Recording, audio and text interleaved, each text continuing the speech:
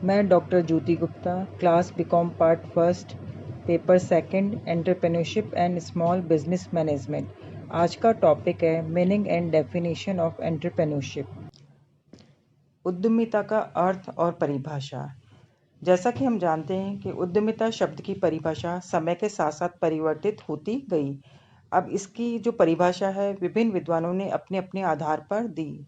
उद्यमिता शब्द की जो परिभाषा है वो मुख्य रूप से दो आधार पर विभाजित की जा सकती है। पहली है विशेषण के रूप में और दूसरी है क्रिया के रूप में। इसमें हम सबसे पहले देखेंगे विशेषण के रूप में।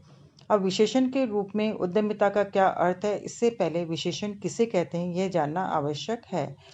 जब कोई शब्द किसी व्यक्ति या वस्तु की विशेषता को प्रकट करता है तो वह विशेषण कहलाता है। अब इसके अंतर्गत उद्यमिता शब्द भी किसी व्यक्ति की विशेषता को प्रकट करता है। यानी कहने का तात्पर्य यह है कि उद्यमिता से तात्पर्य किसी व्यक्ति की किसी नए कार्य या उपक्रम को प्रारंभ करने की भावना, इच्छा, योग्यता या प्रवृत्ति से है। तो कहने का तात्पर्य है कि उद्यमिता के अंतर्गत जब कोई व्यक्ति किसी नए कार्य या उपक्रम को प्रारंभ करने की भावना या इच्छा रखता है तो उसकी इस प्रवृत्ति को ही उद्यमिता के नाम से जाना जाता है। अब इसमें हम सबसे पहले देखेंगे कि प्रोफेसर गायकवाड़ ने क्या परिभाषा दी है। तो प्रोफेसर गायकवाड़ के अनुसार उद्यमिता नवाचारिता है। यह निश्चितताओं का सामना करने के लिए जोखिम उठाने की भावना है तथा यह अंतर्ज्ञान है, अर्थात यह तथ्यों को एक विशेष प्रकार से परखने की क्षमता है जो अंततः सत्य सिद्ध होती है। अब प्रोफेसर गायकवाड़ की परिभाषा को अगर ध्यान से देखें तो ये प्रतीत होता है कि उद्यमिता का क्या तात्पर्य है, ये नवाचारिता है। यानी कहने का मतलब ये है कि उद्यमिता के अंतर्गत कुछ भी किसी भी क्षेत्र में कुछ भी नया करने की प्रक्रिया है। इसके अंतर्गत जो विभिन्न प्रकार की जो निश्चितता है अनिश्चितता है उनका सामना करने के लिए जोखिम उठाने की भावना है और ये विभिन्न प्रकार के जो वातावरण में तथ्य हैं उनको विशेष प्रकार से परखने की क्षमता होती है। तो इस प्रकार से हम कह सकते हैं कि उद्यमिता से तात्पर्य व्यक्ति की जोखिम उठाने की उस भावना, प्रवृत्ति, इच्छा आदि से लगाया गया है जो उसे नवाचार करने, नया उपक्रम प्रारंभ करने हेतु प्रेरित करती है। तो ये तो होगी विशेषण के रूप में उद्यमिता की परिभाषा। अब इसी का नेक्स्ट पॉइंट है क्रिया के रूप में। अब कुछ विद्वानों ने उद्यमिता को क्रिया के रूप में भी परिभाषित किया है। क्रिया के रूप में उद्यमिता से तात्पर्य उद्यमिता किसी नए उपक्रम को स्थापित और संचालित करने की जोखिम उठाने की प्रक्रिया है। अब इसके अंतर्गत हम प्रोफेसर मुसेलमान और जैक्सन की परिभाषा का देखेंगे। मुसेलमान और जैक्सन के अनुसार किसी व्यवसाय को प्रारंभ करने तथा उसे सफल बनाने के लिए उसमें समय, धन और प्रयासों का निवेश करना और जोखिम उठाना उद्यमिता है। तो कहने का तात्पर्य यह है कि प्रोफेसर मुसेलमान और जैक्सन के अनुसार उद्यमिता एक ऐसी प्रवृत्ति है जिसके अंतर्गत कोई व्यक्ति किसी व्यवसाय को प्रारंभ करने और उसे सफल बनाने के लिए उसमें जो समय, धन और प्रयास का निवेश करता है उसकी इस प्रवृत्ति को ही उद्यमिता के नाम से जाना जाता है। इसी के अंतर्गत नेक्स्ट डेफिनेशन हम प्रोफेसर शुम्पीटर की भी देखेंगे। प्रोफेसर शुम्पीटर के अनुसार उद्यमिता एक नवाचारी कार्य है। यह स्वामित्व की अपेक्षा नेतृत्व कार्य है। यानी शुम्पीटर ने उद्यमिता को एक नवाचारी कार्य माना है। नवाचारी किसी भी क्षेत्र में हो सकता है, वो नए नए उपक्रम खोलना, नए व्यावसायिक संस्थान खोलना या उत्पादन का नई नई प्रक्रिया ढूंढना या कच्चे माल के नए नए स्रोत ढूंढना या जो नए नए कस्टमर्स को सर्च करना, नए नए बाज़ारों को सर्च करना, यानी नवाचारी का कार्य किसी भी क्षेत्र में हो सकता है। तो उद्यमिता की विभिन्न परिभाषाओं का अध्ययन करने के पश्चात निष्कर्ष के तौर पे हम ये कह सकते हैं कि उद्यमिता वह प्रक्रिया है जिसके अंतर्गत कोई व्यक्ति या व्यक्तियों का समूह जोखिमपूर्ण दशाओं में अवसरों की खोज कर सृजनात्मक नवाचार करता है तथा नए संगठन की स्थापना और संचालन करने, किसी नए नवीन उत्पाद या सेवा को प्रस्तुत करने की जोखिम उठाता है। तो इस प्रकार से उद्यमिता की परिभाषा ये है। जैसा कि हम जानते हैं कि पिछले 5-6 दशकों के पूर्व तक कोई भी छोटा-मोटा व्यवसाय करता था तो वह उद्यमिता की श्रेणी में आता था। लेकिन वर्तमान समय में प्रत्येक छोटा-मोटा व्यवसाय प्रारंभ करना उद्यमिता नहीं माना जाता है। व्यवसाय छोटा हो या बड़ा हो सकता है, किंतु उसमें कुछ नया करना, कुछ सृजनात्मक कार्य करना, कुछ नवाचार करना होना चाहिए। यानी कहने का तात्पर्य यह है कि कोई भी कार्य या व्यवसाय जब किसी नए प्रकार की उपयोगिता या संतुष्टि का सर्जन करेगा, तभी उसे उद्यमिता माना जाएगा। नेक्स्ट है निगमी उद्यमिता अथवा एंटरप्रेन्योरशिप, यानी कॉर्पोरेट एंटरप्रेन्योरशिप और एंटरप्रेन्योरशिप। जैसा कि हम जानते हैं, उद्यमिता एकाकी व्यक्तियों तक ही सीमित नहीं है। विद्यमान व्यावसायिक संगठन में उद्यमिता को अपनाते हैं और प्रेरित करते हैं।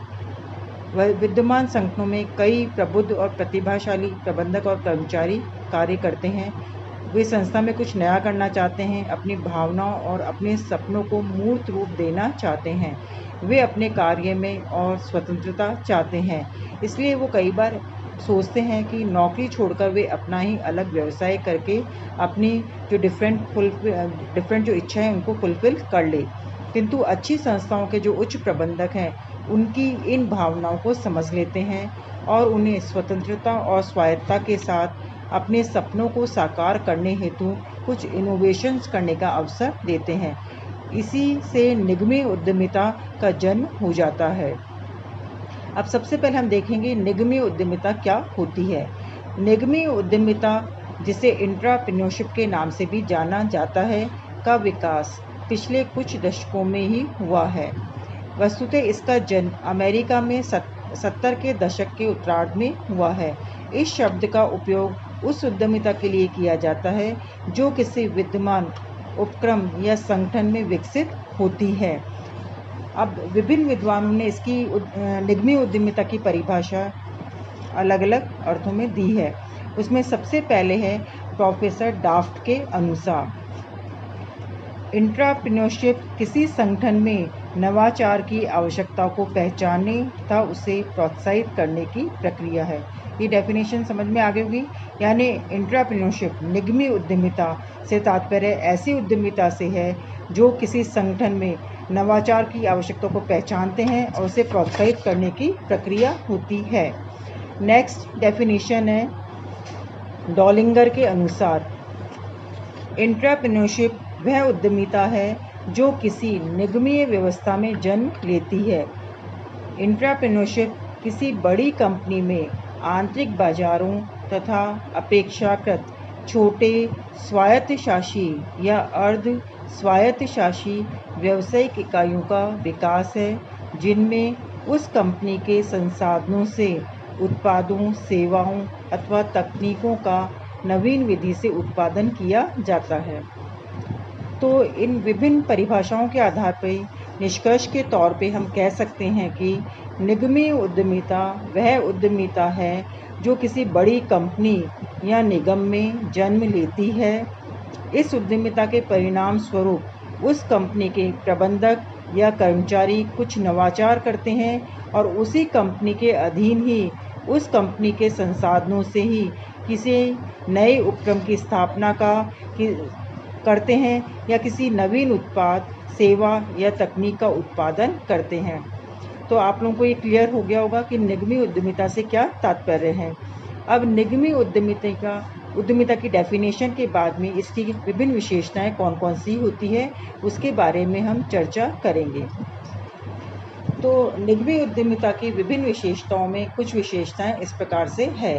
पहली है, निगमी उद्यमिता एक ऐसी उद्यमिता है जो किसी विद्यमान संगठन में जन्म लेती है। मतलब कहने का तात्पर्य है कि जो एग्जिस्टिंग ऑर्गेनाइजेशन है या जो एग्जिस्टिंग कंपनी है, उस कंपनी में ही इस प्रकार की उद्यमिता जन्म लेती है।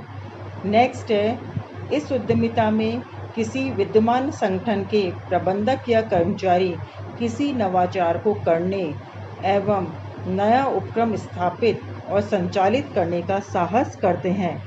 इसका तात्पर्य यह है कि इसके अंतर्गत जो एग्जिस्टिंग ऑर्गेनाइजेशन है या एग्जिस्टिंग कंपनी है उसमें जो प्रबंधक या कर्मचारी कार्य करता है और जो कुछ नया करना चाहता है तो वो कुछ नया इनोवेशन करता है, तो नया इनोवेशन करके वो या तो किसी नए उपक्रम की स्थापना और संचालित करने का साहस करने का प्रयास करता है।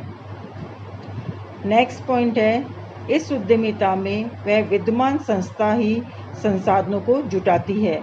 यानी जो विद्यमान संगठन में कार्य करने वाला प्रबंधक या कर्मचारी है वो कुछ इनोवेशन करना चाहता है, तो इनोवेशन करने के लिए उसको जो डिफरेंट रिसोर्सेज है वो डिफरेंट रिसोर्सेज वो विद्यमान संस्थाएं उपलब्ध कराती है। नेक्स्ट है, इस उद्यमिता की जोखिम को भी वह विद्यमान संगठन ही वहन करता है। ये तो क्लियर हो गया होगा आप लोगों को। नेक्स्ट पॉइंट है, इस उद्यमिता से विद्यमान संगठन में अन्य उपक्रमों या इकाइयों का गठन होता है। यानी वह प्रबंधक या कर्मचारी जिस संगठन में कार्य कर रहा है और जहाँ पे उसने इनोवेशन किया है उस इनोवेशन के द्वारा नए उपक्रमों या इकाइयों का भी गठन हो सकता है। नेक्स्ट है, इस उद्यमिता के कारण प्रबंधकों या कर्मचारियों में पहलपन करने और नए विचारों को क्रियान्वित करने का अवसर मिलता है। ठीक है, ये इसकी विभिन्न विशेषताएं हो गई, ये आप लोगों को क्लियर हो गई होगी।